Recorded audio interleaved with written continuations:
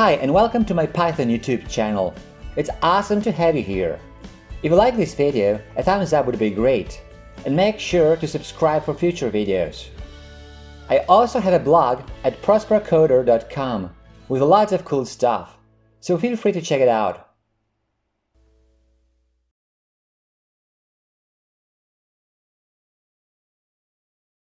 In the previous video, we were talking about histograms.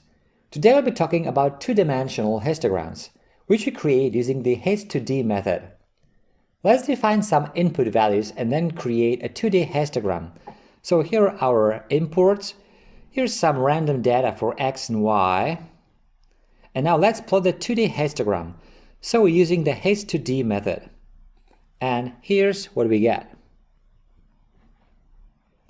A 2D histogram. Just like one-dimensional histograms, the default number of bins is 10. It's 10 for each dimension. So here and here. Let's change it to 40 bins for each dimension. So we set bins to 40.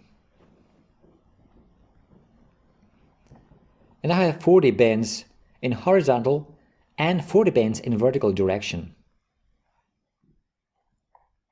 You can also specify the number of bins individually for each dimension. Let's make it 30 and 10 respectively. Bins equals to pass a list here, 30 in the horizontal direction, 10 in vertical direction. And we get something like this.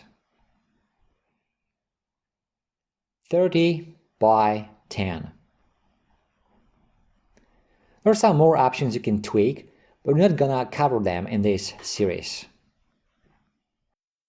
Okay, that's it for this video. If you like it, a thumbs up would be great. Also, make sure to subscribe for future videos. If you want to leave a comment or ask a question, you're welcome to do so. Thanks for watching.